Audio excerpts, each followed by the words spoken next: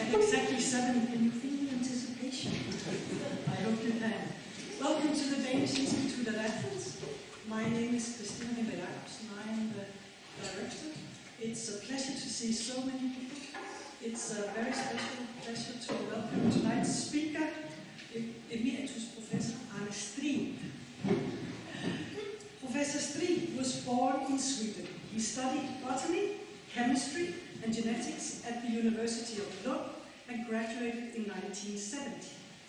In 1973, so 3 years later, he became the youngest professor at the University of Copenhagen, and for 28 years he was director of the Botanical Laboratory at the University of Copenhagen.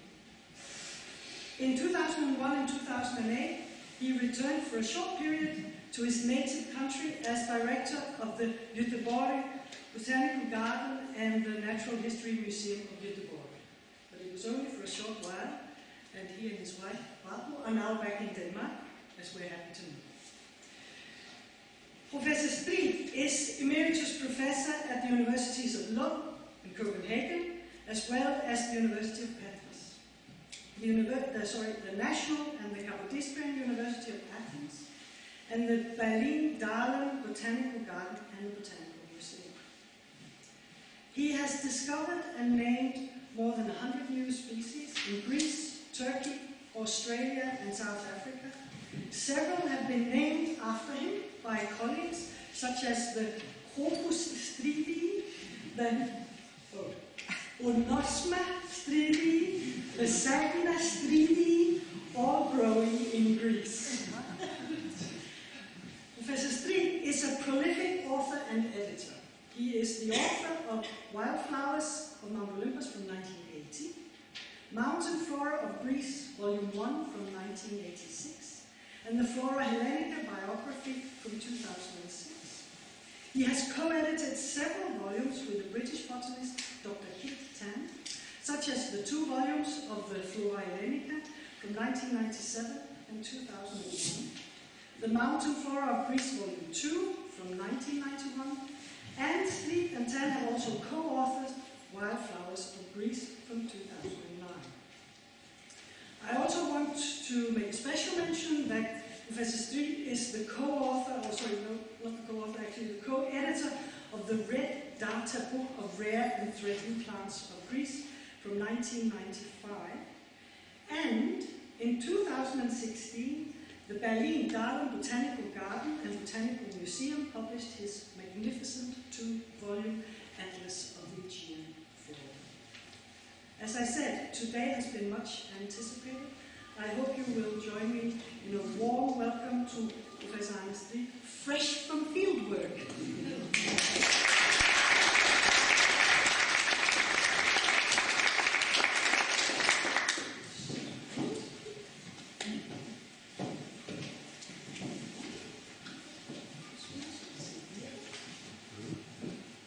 Many thanks for your kind invitation. Can you hear me properly now?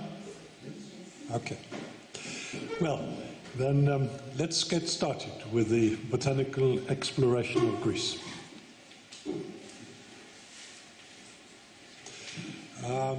This is probably the image of Greece that most of us Scandinavians have.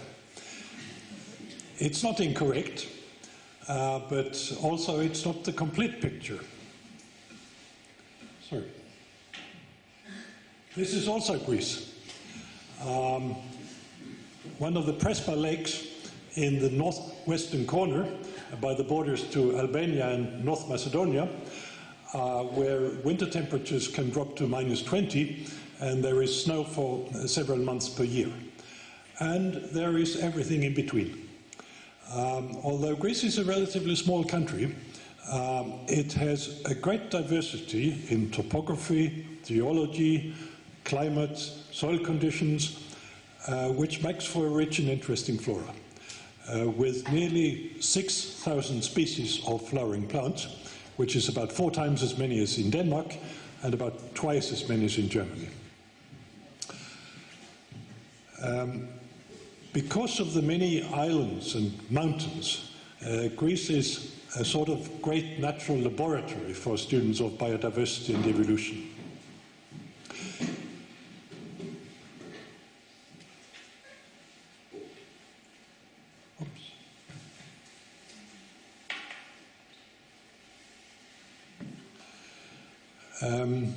Botany, like other branches of natural sciences, Western science, has its roots in classical or ancient Greece.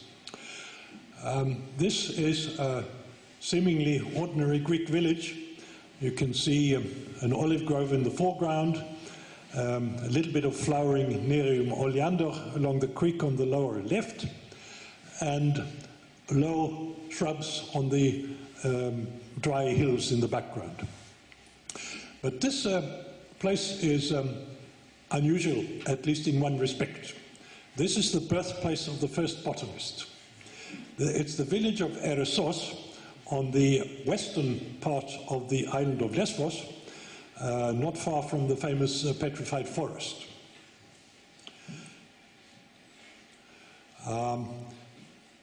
This was the birthplace of Theophrastos, who was a pupil of Aristoteles, who was 13 years older. Theophrastos himself became the leader of a school of philosophers in Athens. As you can see, he lived to the ripe age of 85, and it's recorded that he died after a wedding party for one of his students, which seems like a nice way to go.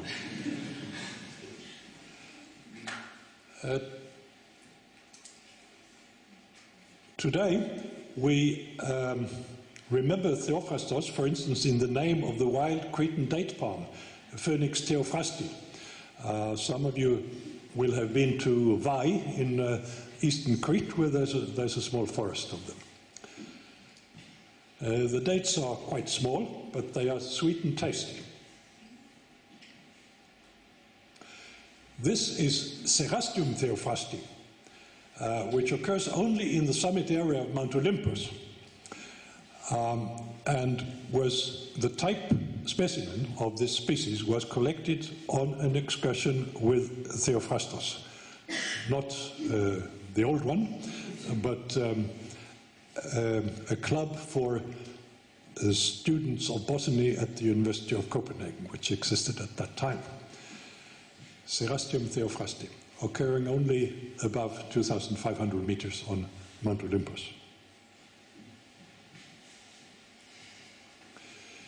Linnaeus, the famous Swedish naturalist in the mid-18th century, had only an indirect and rather superficial knowledge of the Greek flora. But as many of you will know, his influence was immense. He was enormously productive, and his Species Plantarum from 1753 is, so to say, marking year zero in botany. This is the starting point of modern botanical nomenclature, or biological nomenclature in general, whereby a species, the scientific name of a species consists of two words, the name of the genus, followed by the species epithet. So that the olive, for instance, is Olea europea, and humans are Homo sapiens. Linnea borealis, of course, was named after Linnaeus, occurs over the northern Scandinavia. It was not...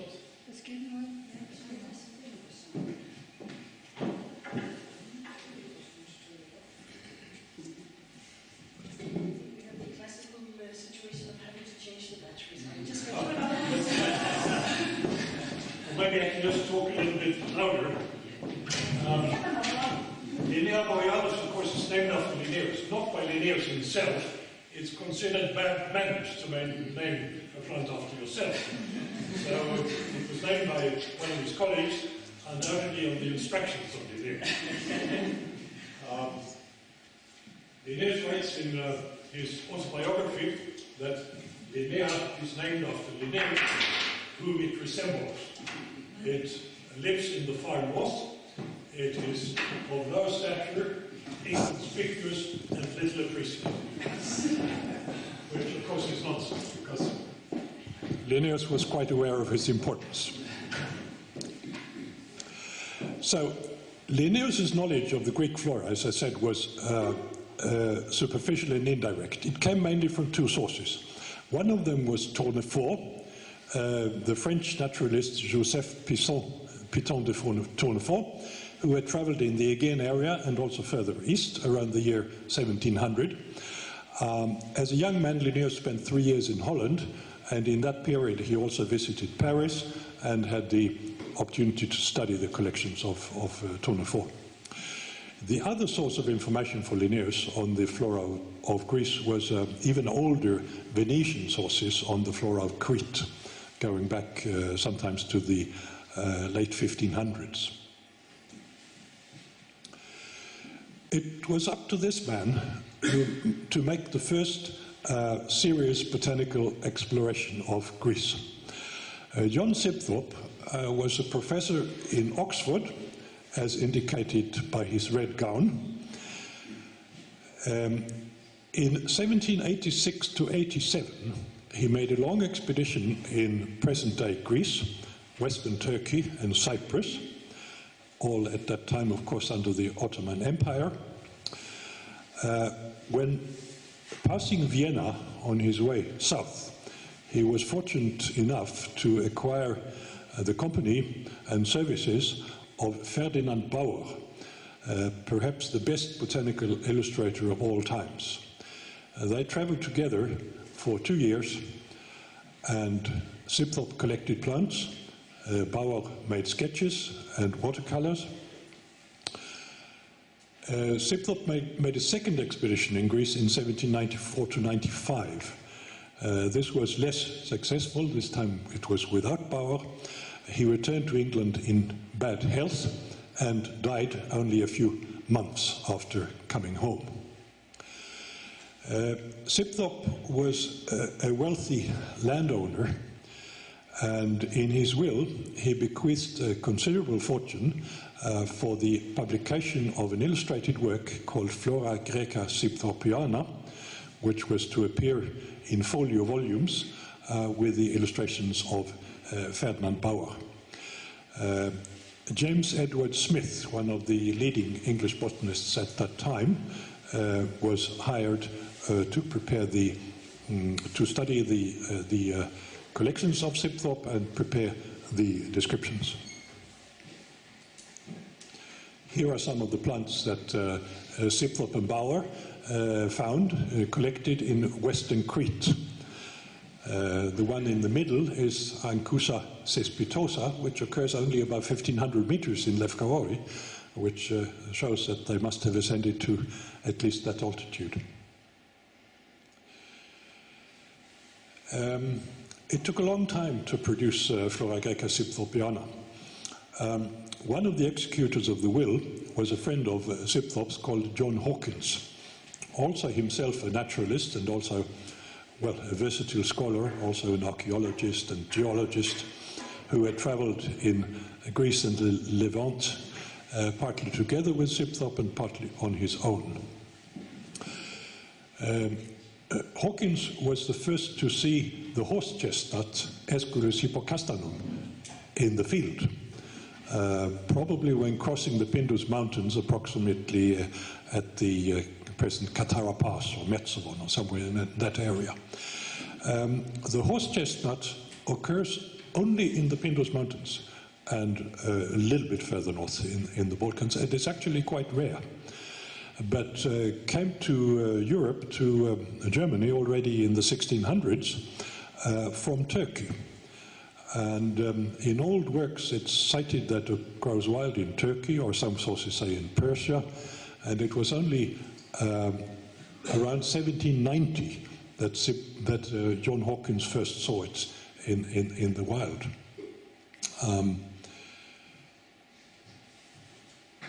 Another plant which was named after him is Campanula hawkinsiana in the same region. Hawkins and another team of executor of Sibthorpe's will, consisting of one banker and one lawyer, oversaw the production of this magnificent illustrated flora, which was produced in 10 folio volumes in the period 1806 to 1840. Hawkins was the only one of the original team to live to see it completed. As you can see, he died in 1841.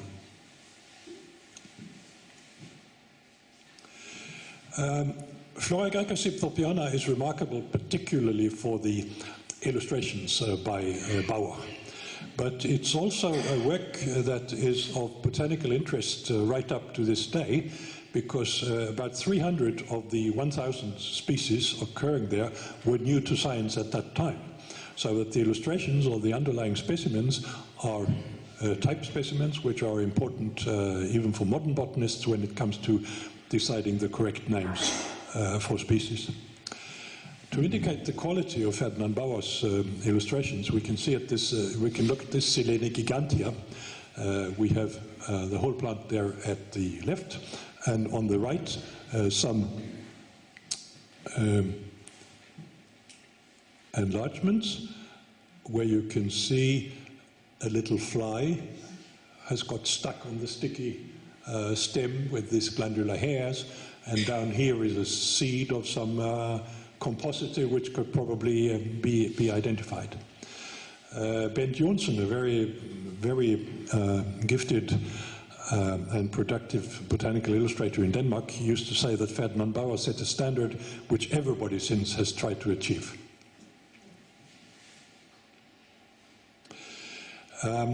The illustrations are magnificent, and many of the species are in scientific interest, but unfortunately the localities given are often imprecise or sometimes incorrect, which is due to the fact, as one friend of Sibthorpe's writes in a letter to John Hawkins, that Mr. Sibthorpe unfortunately trusted his memory and never dreamed of dying.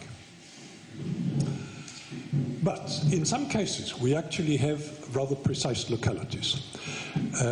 On the left, we have Fritillaria sibthorpiana, as it appears in Flora Graeca. This was collected on the 30th of March 1787 in southwestern Turkey, just opposite the Greek island Rhodos. It was not seen again for almost 200 years. In 1972, the Lund botanist Hans Runemark, together with the Norwegian botanist Per Wendelbo, were on an excursion in southwestern Turkey, and there, probably only a few kilometers from Sibthorpe's original locality, they rediscovered Fritillaria sibthorpiana. And still, in my time in Gothenburg as Wendelbo's successor, we had it in cultivation, and on the left you see it as illustrated in Flora Graeca. On the right, you have it growing in the Gothenburg Botanical Garden. So 219 years between these two pictures, and quite a similarity. The following day, the 31st of March 1787, Sibthorpe and Bauer are in the old town of Rhodos. All of you who have been there know that there are well-preserved old walls and buildings from the time of the Crusaders. And Sibthorpe writes, the walls of the Grand Master's palace were full of the yellow henbane, which is Hyoscyamus aureus, den gule bulmåns på dansk. And here it is in Ferdinand Bauer's illustration. On the 12th of April, 2014, I happened to be in the old town of Rhodos and could see that the walls of the Grand Master's palace are still full of the yellow henbane.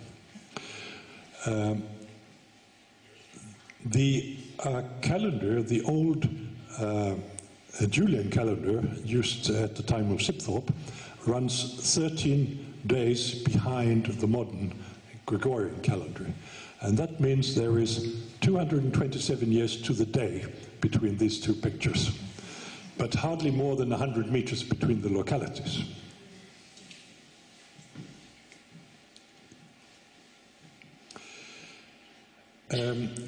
Flora Graeca Sibthorpiana was produced in only 25 copies, and it's one of the most expensive, rarest and most expensive botanical works ever produced.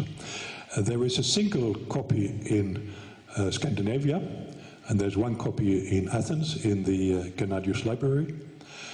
The Scandinavian copy was privately owned in Sweden, but is now in the Copenhagen University Library, thanks to a major grant from the Carlsberg Foundation. Several years later, my wife and I prepared a reissue with reproductions of the original illustrations and also some additional information. Here are two of the frontispieces from Flora Graeca Septuaginta. On the left, you can see what Athens looked like in 1786, hardly more than a village. The altitude of the Acropolis may be a little bit exaggerated. On the right, we have Mount Athos in northeastern Greece. I will come back to that a little bit towards the end of this talk. This is what the reissue looks like.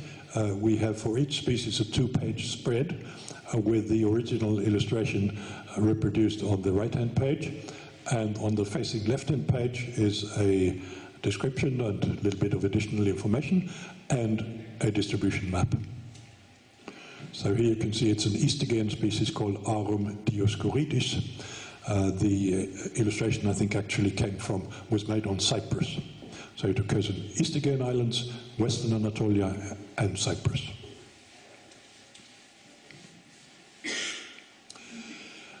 Moving ahead in time, the period from about 1843 to 1860 or 65 was what we can call the golden age of botanical exploration in Greece.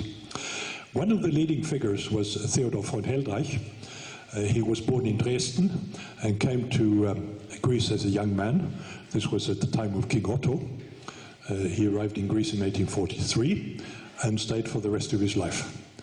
In this long period, he contributed more to the botanical exploration of Greece than anybody before or since, discovering something like 600 new species.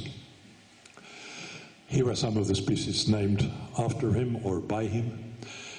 You can also see his gravestone in Athens, and on the lower left there is even a street in Athens named after him. One of the many new species that he's described was Aquilegia Amalia. And as you can probably guess, this was named after Queen Amalia, the wife of King Otto. On the lower right is the Cataphygion on Mount Olympus with Pinus Heldreichi, the panzer pine around it.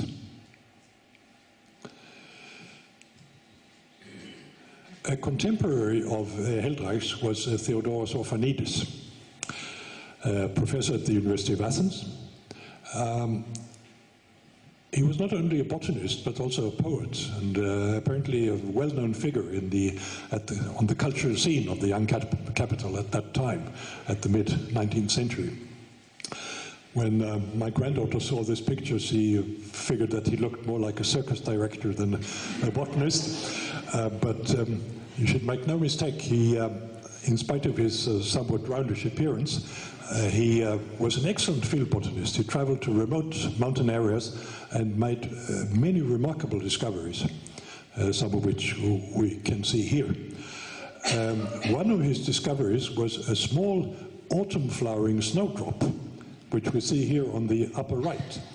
It was given the royal name Galanthus regina Olge, and as you will guess, this was after the wife of the then king of Greece. The Greeks have a habit of being impatient with their kings. In 1862, they had had enough of the Bavarian Otto, so he was thrown out, had to return to Bavaria. Instead, they imported a young Danish prince, Wilhelm. That name couldn't be used in Greece, so he was renamed Georgios, or George. So he became George I, king of the Greeks. A few years later, he married the Russian Grand Duchess Olga, who was only 16 years old at that time, and so she had this beautiful snowdrop named after her. King George had quite a long reign, right up to 1913, when he was murdered by an anarchist in Thessaloniki. We move ahead a little over 100 years. This picture was taken in Lund in 1976. The elderly gentleman in the middle is Karl-Heinz Rechinger, who was perhaps the leading explorer of the Greek flora in the mid-20th century. Actually, his first expedition in Greece was already in 1927. Rechinger was one of those old-fashioned, cosmopolitan, Central European intellectuals who was of the opinion that the world order was destroyed with the First World War, and the world had never been properly put together again ever since. He had long connections with Sweden, where he called himself Karl Henrik. And in Neuchâtel, where he had some family members, he was known as Charles Henri or Monsieur Rechinger. He had spent time in Sweden at the end of the First World War. His father, who was also a botanist, was a friend of Svante Murbeck, who was at that time professor of botany in Lund. Living conditions in Vienna were very difficult around 1918, so the 13-year-old boy was sent to Sweden to stay with Uncle Svante, as he was called, for about half a year. Right up to old age, he knew, or at least could understand Swedish fairly well. At the Second World War, after the annexation of Austria to Nazi Germany, Rechinger, like everybody else of his age, was drafted into the army. Together with a group of 3 or 4 other botanists, one of them had somehow contacts, friends in high places, and thanks to this, they were allowed to form a science brigade. So instead of being sent to the Russian front, they were sent to Greece to collect plants. So Rechinger spent the whole spring and summer of 1942 in Crete as a German soldier, collecting plants. In spite of the unfortunate circumstances of this visit to Crete, he remained a true friend of Greece all his life.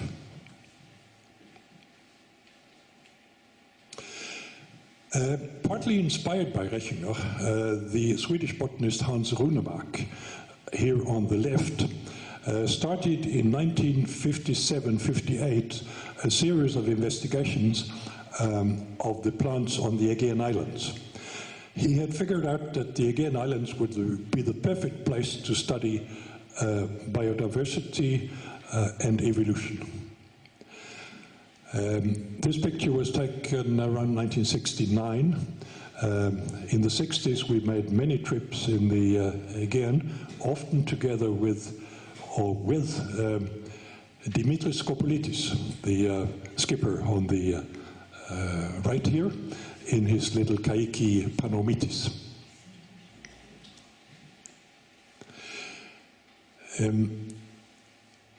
And here is a picture that was taken only a few days ago, showing Omphalodes runemarki, which occurs only one place in the world, on a small mountain in southeastern Peloponnesus. We saw it and photographed it about a week ago.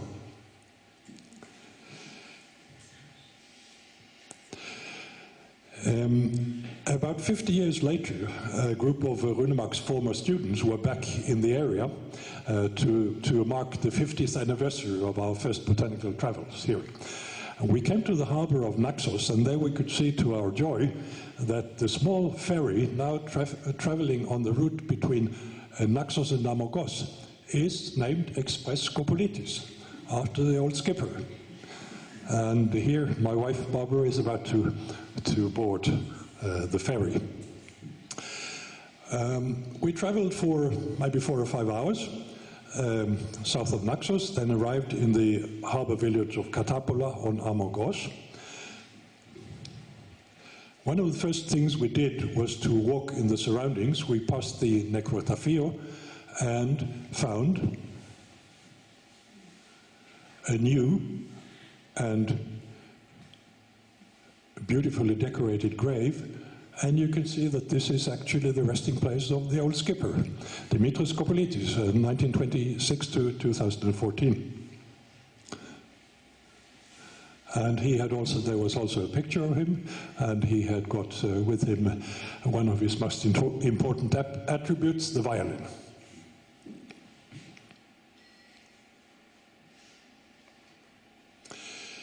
At that time, we studied diversity and evolution of various plant groups in the Aegean Islands. My own field of study was a small genus called Nigella, and this was interesting because just about every major island in the area had its own recognizable local populations.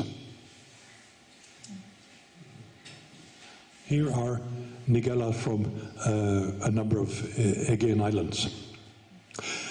These plants are relatively easy to cultivate. They're annuals. It's a good experimental material. So what I did over several years was to make crossing experiments between these local populations. And here you can see the results when plants from the central island Naxos have been hybridized to plants from the other localities indicated on the map.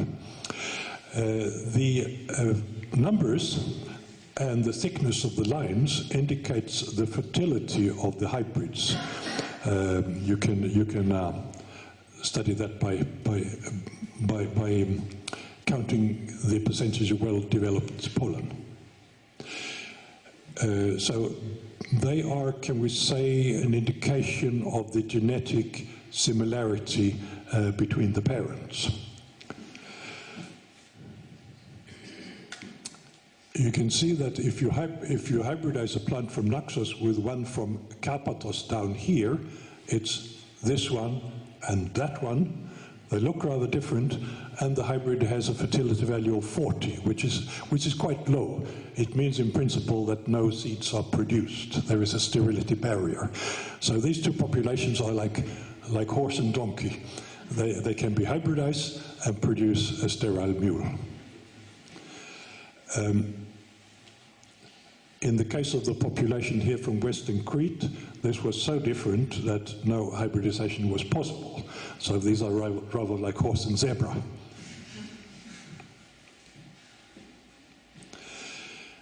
From beginning of the 1970s, a similar group was built up at the University of Copenhagen, and here are the combined collecting localities for members of the Lund and Copenhagen group. So you can see we have gotten around quite a bit. A search in our database recently showed that my own field days in Greece amount to 1,534, which is a little over 4 years.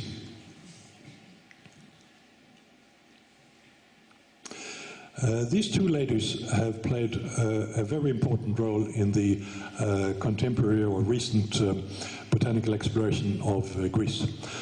On the left is Niki Goulandris, director of the Goulandris Natural History Museum in Kifisia, who unfortunately died quite recently at the age of, I think, about 95.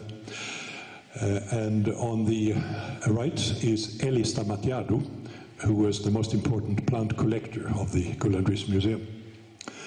You can see that they are posing here. The pictures were taken on Mount Parnassus, and the plant in the foreground, we can see it better here, is Paeonia parnassica, a species of peony which occurs only on Mount Parnassus and has this beautiful, deep, reddish-brown color.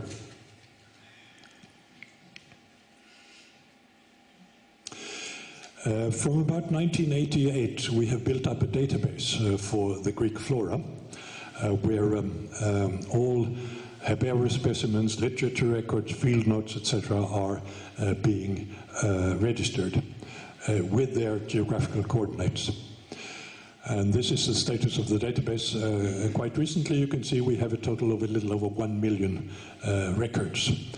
about 490,000 herbaria specimens, 314,000 literature records, and the rest being field notes and photographs and so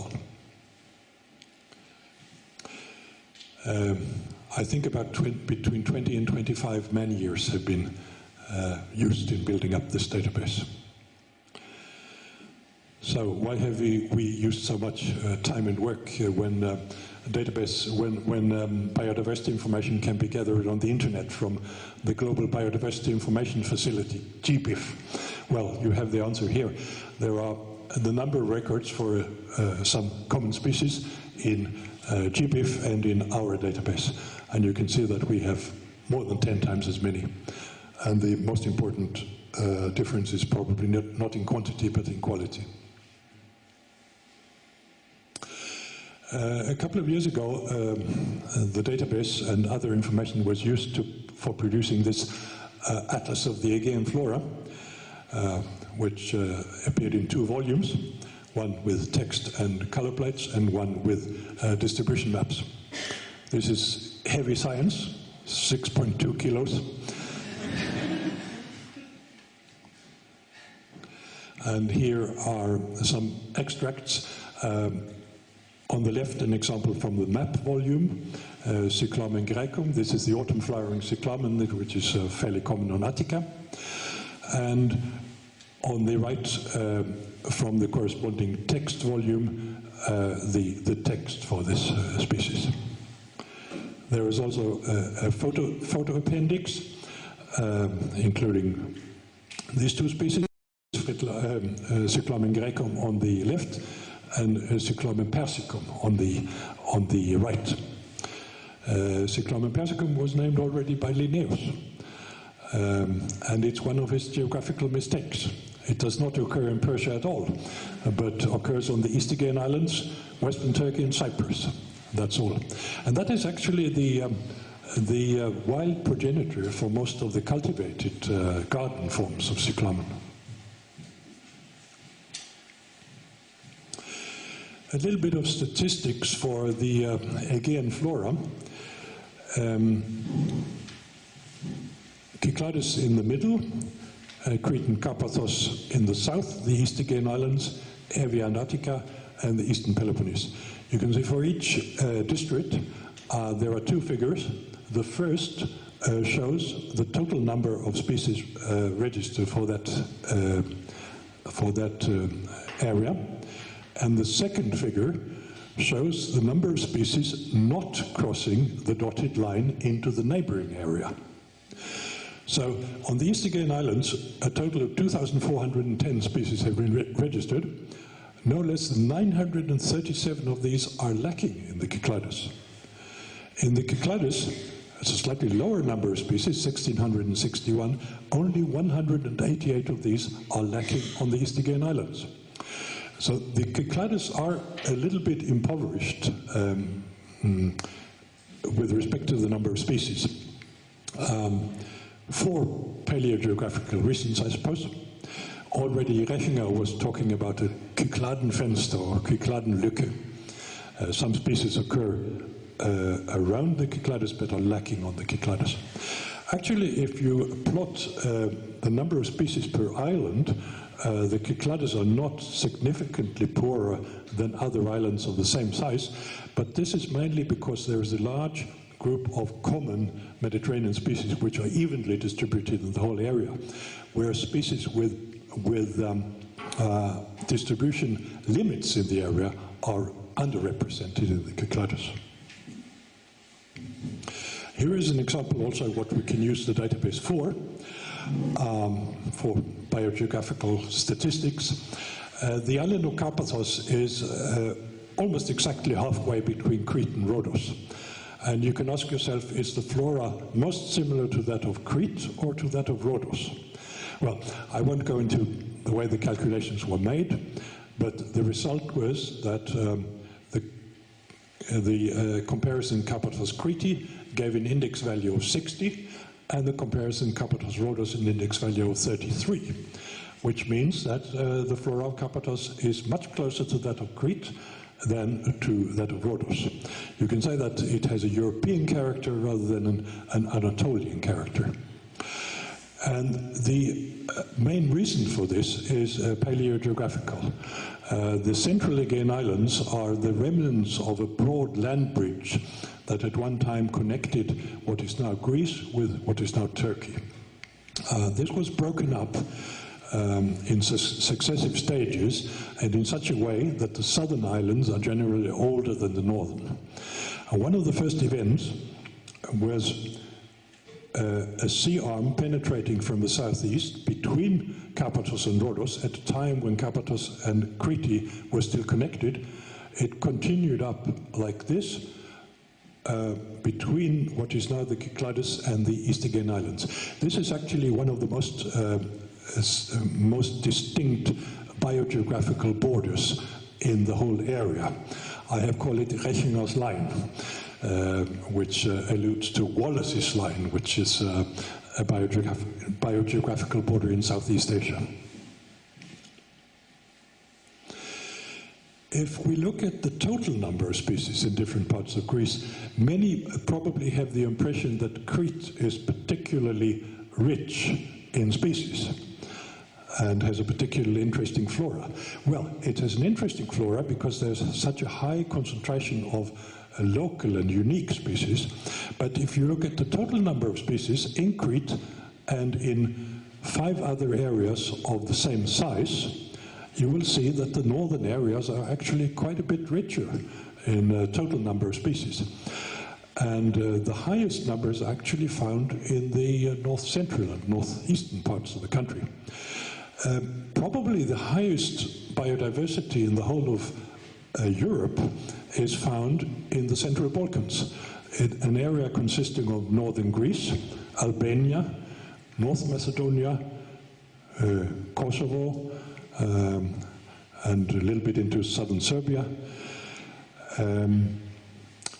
This, of course, is also an area with high diversity of cultures and languages and peoples, and I think that is no coincidence. You can compare to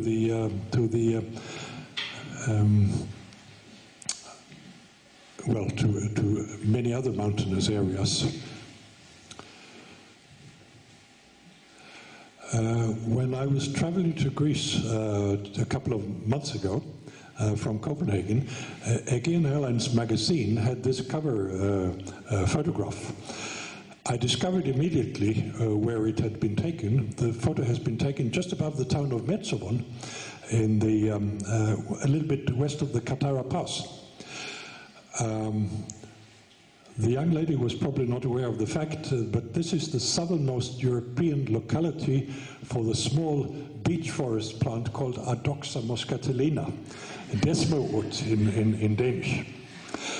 And on the right you can see all the known Greek localities. You can see it's quite rare in Greece, and the bigger dot is the southernmost of them.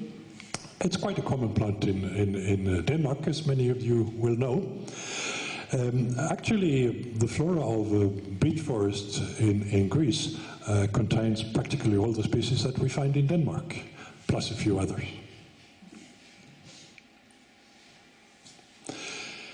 In a recent checklist of the Greek flora, we have used a category called range-restricted species. The definition is very simple. It's a species where it's less than 500 kilometers between the end points in the distribution, regardless of whether the distribution crosses a national border or not. And here we have calculated the frequency of such a range-restricted species per 10 by 10 minute squares or grid cells. And you can see that basically the whole of Crete is a biological hotspot with a concentration of local or range-restricted species. Otherwise, you find such concentrations in mountainous areas such as Chelmos and Kyllini, Parnassos, Olympus is here, Athos is here.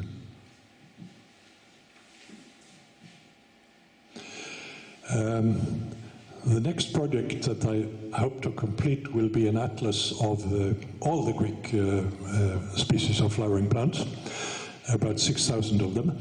It's going to look like this. There will be a label in the lower left-hand corner giving a little bit of information. The flowering time is indicated the way you see on the upper left, and there's also some abbreviated information about life form, habitat, and so on. And here is the altitude in which the species occurs. I will finish by showing a few photos from a unique area in Greece. Sorry. The Athos Peninsula up here has for hundreds of years been a semi-autonomous monastic community inhabited only by Orthodox monks. It's off limits not only to women, but also to female domestic animals. And that is quite important, because that means that there has been basically no grazing for hundreds of years. No cows, no goats, no sheep, only mules for transport, and of course they are neuter.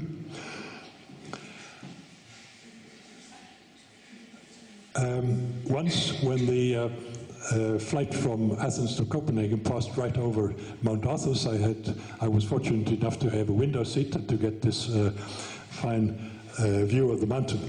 The Athos Peninsula is about 40 kilometers long and between 6 and 8 kilometers wide, and at the tip of the peninsula is a steep limestone mountain, the Holy Mountain itself, which is a little over 2,000 meters. There is no road connection to the surrounding world, so if you want to visit Athos, first of all you have to have a permit, and then you normally go to the town of Oanopolis, which is the end station in this world, and there you enter a small ferry, normally sailing at 6 o'clock in the morning. Here we are on the ferry. I have included a picture on the left. This is a sunrise picture, just because it looks like those Sunday school pictures that existed in my childhood. After maybe 40 minutes or so sailing along the coast, we passed the huge Russian monastery of Agios Panteleimonas. It must have been built for at least 1,000 monks. Now there are considerably fewer. But interestingly, the monastery of Agios Panteleimonas plays a certain role in modern Russian self-esteem and nationalism. No less than twice in recent years has it been visited by President Putin, whom otherwise is probably not particularly pious.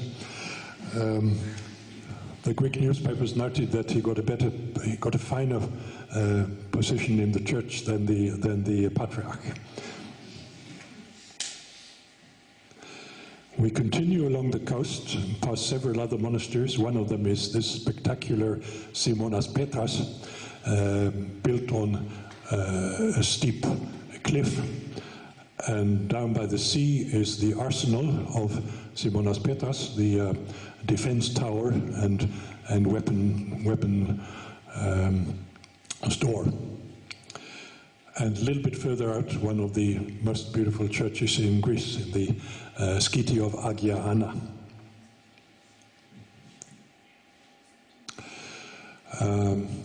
Another area on Mount Athos. The man on the right is a friend of mine, a school teacher, a biology teacher in Thessaloniki by the name of Stelios Charalambidis. And on the left is Father Nectarius, who is a forester in one of the monasteries in a forested area with his beautiful Alsatian. Stelios may look like a monk himself, but he's not a monk at all. He's married with 8 children.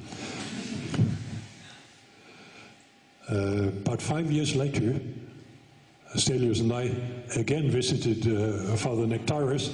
At this time, the Alsatian had gone to the happy hunting grounds, and instead he's got himself another kind of animal, I don't know, Scylos arcula.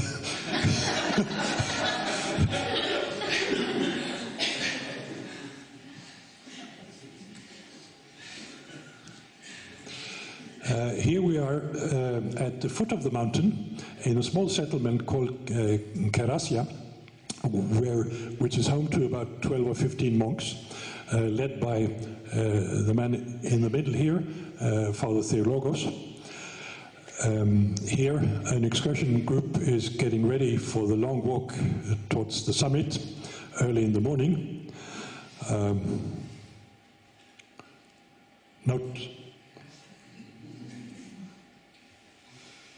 Not the cat. We hope Father Theologos didn't see it, because a black cat, as you know, is one of the many disguises of the devil.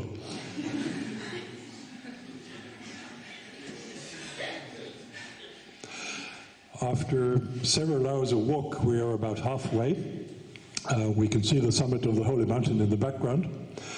The yellow flowers is a species called Brassica cretica, which is rather widely distributed in the Aegean area, but always in steep limestone cliffs.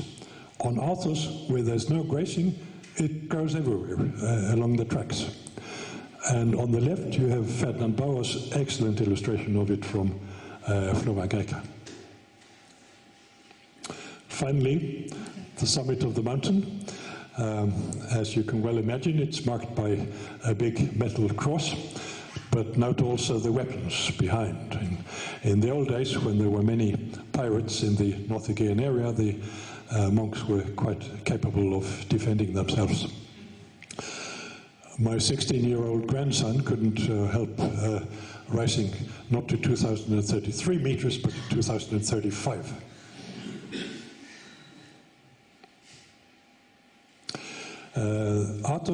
Mount Athos has many unique plants.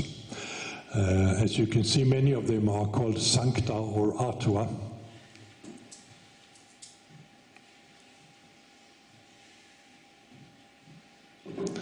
This is one of the most interesting. It's a small species of everlasting, the genus Helichrysum.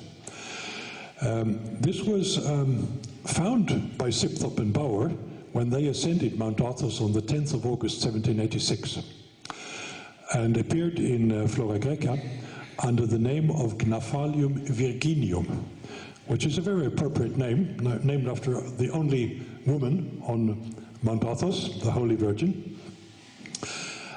Later, botanists moved it from the genus Gnaphalium to the genus Helichrysum. And then, for nomenclatural reasons, it had to change name, so it's now called after its discoverer, and the current name is Helichrysum sipthorpi. On the upper left, you see it photographed in 2009 in a rock crevice only about 10 meters below the highest summit of Mount Athos. And on the lower left, you see exactly the same plant, the same individual, photographed 7 years later. You can see on the rock that it is indeed exactly the same place. In 1888, Josef Pancic, a famous Serbian botanist, died. He was a well-known person in his country. He was, for instance, the first president of the Serbian Academy of Sciences. When the monks in the Serbian Orthodox monastery of Hilandar on the Athos Peninsula got news, they prepared the Hilandar cross.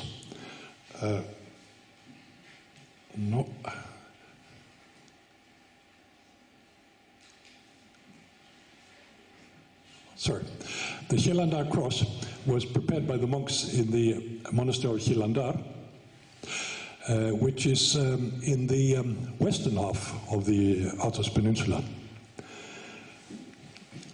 If you look closely at the base of the cross, you can recognize some flowering heads of Helichrysum hippopy, a plant which occurs only on the summit of the Holy Mountain. So one of the monks from Shilandar has known this plant. He has walked 2-3 days to the summit of the mountain just to collect some flowers, which I think is quite a nice thought. And this was actually the final picture, and I want to thank you all for your attention by this bunch of wild tulips from the island of Chios.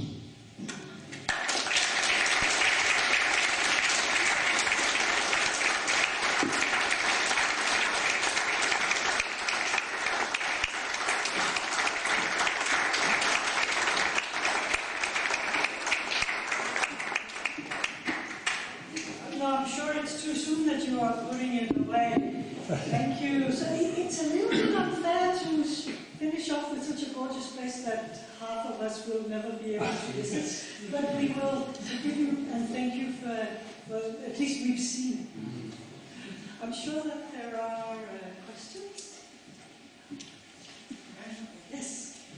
I don't know if you're just doing. First of all, thank you very much for your great presentation. I don't know if you're just doing flowers, or do you do other cultivated, maybe cultivated things? Well, basically, what I've been studying is the wild flora. The wild flora, or flowering plants, not mosses, mushrooms, or things like that. Others take care of those. So basically, it's the wild flowering plants that has been my field.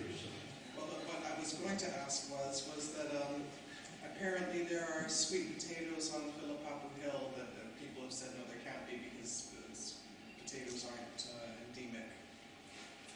Sorry, I didn't get to apparently there are wild sweet potatoes on Philippapu Hill. Not sweet potatoes. It must be something else that they call sweet potatoes, because the sweet potato is a tropical plant. Well, this is what I was thinking, but my father lived there, and he said if you dig, you'll find there's wild sweet potatoes there. So what would that be? And I mean, he knows pretty well the foods and things. Possibly there could be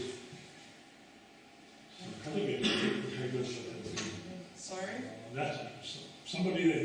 Perhaps they could have been naturalized locally, or otherwise I couldn't really guess. You can guess. Okay. I thought maybe you might know this. Can I ask you if you know what is the country of origin of Rhododendrons and when was it imported in Greece? Well, that's a difficult question. Probably it originated in the central and western Mediterranean area, like Sicily, and also further to the west. It was certainly introduced to Greece very early. So I don't think it's really possible to reconstruct. Prehistory, you mean? Pardon? Prehistory? Yes, I would guess so. But as far as I recall, there is one study indicating that it should be native in Sicily. Okay, thank you. Thank you very much for your presentation. When you say flowering plants, would you include certain trees? Yes. Of course, it's not only herbs, but well, basically all trees belong to the group of flowering plants. Yes, I would say all trees are trees. In the database that you have, that the team has made, is it free for access to the public, or is it? Well, for the time being, it's available only to a sort of closed group. But plans are, when the atlas has been published, then it will be made available more widely on the internet. So what do you mean is closed access? Is like universities or? Yes. Well, it's a small group, including some Greek colleagues that work on the Greek flora. But as I said, after a few years, it will be more widely available. It's at the present time. I mean, it's still it needs polishing. It still contains many errors. It needs to correct before it's made more generally available. Thank you very much for your presentation. I would like to ask, when it comes to some risk, let's say red-listed vulnerable species, Yeah. what's the biggest risk? Is it climate change or human, let's say, impact? Well, I would say that because there are many rare local plants in Greece. I would say, generally speaking, the rare plants of the mountains are not really threatened. There is grazing, of course, but there has always been grazing, and that is no, well, as opposed to overgrazing, that is no particular threat. Perhaps the most threatened group of plants are those associated with freshwater wetlands at low altitude, because such habitats are being destroyed. Old agricultural type landscapes are being changed, and so there are some threatened species. I would say it's human impact that is the biggest threat. Even to plants of sandy beaches. Most of them are not local endemics, but are more widely distributed, but they may be similarly threatened throughout their range because of development of tourist facilities and things like that. Climate change is a little bit difficult to assess because, I mean, it's predicted that the climate of Greece will get hotter and drier. But what you have seen in the last 10 or 20 years does not really indicate anything like that. On the contrary, it seems to get cooler and wetter. Yeah. So, of course, you may be worried about plants such as Helichrysum cyclope, which sits only on the top of one mountain. I mean, if it really gets hotter and drier, it has nowhere to go. So, in the event of that type of climate change, such species will be threatened.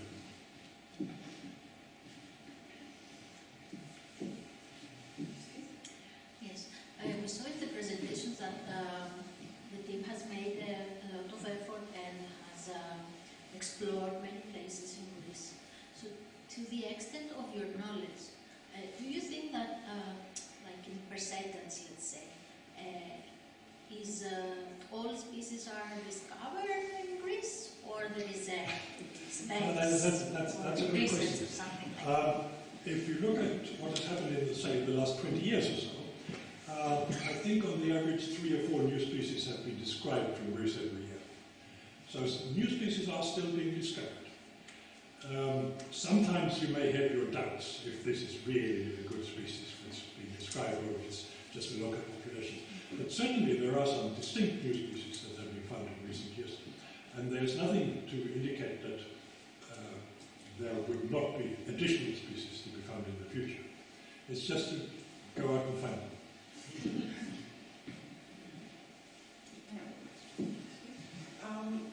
What advice do you have, if any, for the people who don't really know anything about botany, and like the best places to go around Athens to look, and what should we be looking for, and when? Around Athens, of course, the growth of Athens has destroyed quite a lot of habitats. At the time of Hellacian Attica was very rich in plant species. Many are still there in Imithos and Panitha and well, the hills around Athens, and the southern end of Attica is still there, some rather natural habitats. So these would be nice places to go. What should we be looking for? Just any wildflowers, or anything in particular? I would say everything. Everything is of interest. Maybe With something of really course, rare, like a... of course, most botanists tend to be in the field in the spring and early summer, where it's nice to be out. And plants flowering at odd times of the year tend to be underrepresented, like autumn flowering species.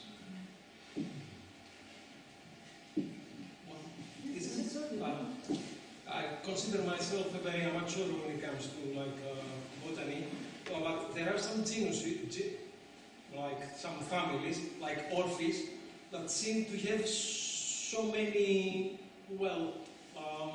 such a variety of speciation. Yes. What causes some, in the case of the orchids, and especially the genus Ophrys, these have specialized pollinators. So each species tends to be pollinated by a particular species of insect. Occasionally the insects make mistakes, and then it's a mess. The species concept is much discussed in this group, and there are many different opinions about it. It's quite a long and complicated story. In my opinion, too many species have been described in Ophrys. Because they are so spectacular, people tend to overestimate small differences. That's what I mean. They seem like hundreds of them, according to some. Yes. Opinions differ quite a lot. I mean, according to what authority you follow, you will get anything between 20 and 200 species of orchids. Okay.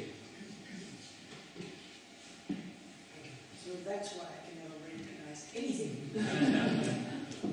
But Ophrys is a particularly difficult example. I mean, it's normally not quite like that. But let me ask the question myself, because as an archaeologist, dots on maps is of course very interesting. Yeah. But the way you described it, the dots are quite, the scales are not very large, and so the dots are maybe not too precise, are they? Or can you, some of these parts, I can go back to one of the maps. I think the diameter of the dot is about 2 kilometers. Yeah. So of course it's not very precise. No. But I think it's precise enough for this purpose. Yeah. So it's more to do with distribution patterns rather than actually. I mean, you can see in this species has quite a distinctive pattern. It's typically Mediterranean. It's common in coastal and low-lying areas. It's lacking in the interior in the north. So it's quite a distinctive distribution pattern. How, and I don't know anything technically about plants, so maybe it's rather a silly question, but how specialized can plants be? Can the flowers be? How specialized can they be? How this thing that grows, it grows only on the top of Mount Athens. Yes, there are. It's a tiny habitat, isn't it? Yes, there are some very local endemics like that. Yeah. But of course, that's rather the exception. Most species have larger distribution areas.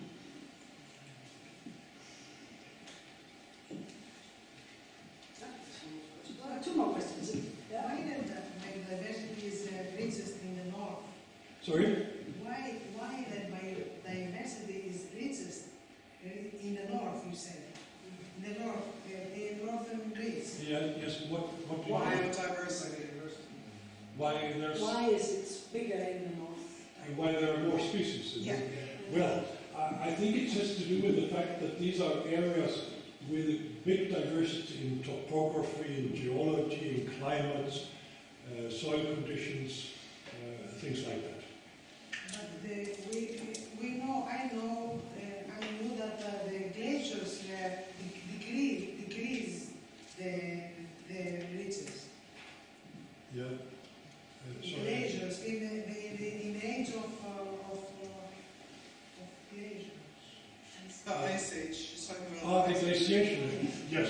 Well, one of the reasons why the flora of Greece is generally so rich in species is that Greece, like most of the other Mediterranean area, has not been affected by the Pleistocene glaciations.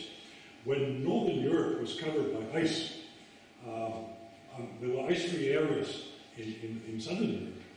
So it means that the flora here is much older, and there has been time for species to evolve. Whereas what we have in Scandinavia, I mean, nothing is more than 10,000 years old. So we have no, so to say, indigenous Scandinavian flora. Everything has come from the south, or sometimes from the east. Can species disappear for hundreds of years and then reappear somewhere? Is it Yes, we have several examples like that. How? Where are the seeds conserved? I don't think it has disappeared. It has just not been observed. Like in the example I showed with the small yellow fritillaria, which was collected by Sipfeld and Bauer in 1787, and then rediscovered in 1972. I'm sure it's been there all the time. Just nobody has been looking closely enough. So it's not possible that they disappeared, like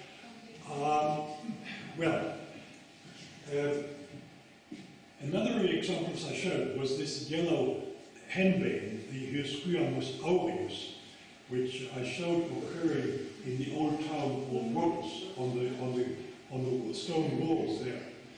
That is quite an interesting example because this species in Greece occurs only on old castles, walls of the, for instance, in the old Venetian harbour of Iraklio in Crete. It's quite common, and it has a few more localities always in that type of habitat.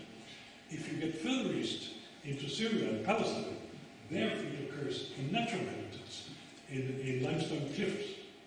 And it's quite tempting to assume that it was actually introduced in Greece maybe by the Crusaders, with building material or whatever. And the seeds of Hyoscyamus are known to survive for many years. So they could have come with some kind of transport and then got established in this type of habitat. And there's a study in Denmark, in northwestern Zealand, where they have shown that some ancient species are actually still existing. Yes, Trying to I think the Hyoscyamus, the bullwort, is just one of those examples. It's a different species of the Hyoscyamus, but that also in Denmark can suddenly appear when soil is moved. Yes, you turn around. Yes. Yeah. One more question. Sorry, that's one. You mentioned that you and your wife co-wrote a book, a reissue of the Aegean Flora. Where can we, It was published by Kölz Scientific Books in Germany. Can be obtained from there. I guess like through Amazon or something? Or Sorry? Through Amazon, kind of? Yes, probably Amazon. You can find. 4 volumes?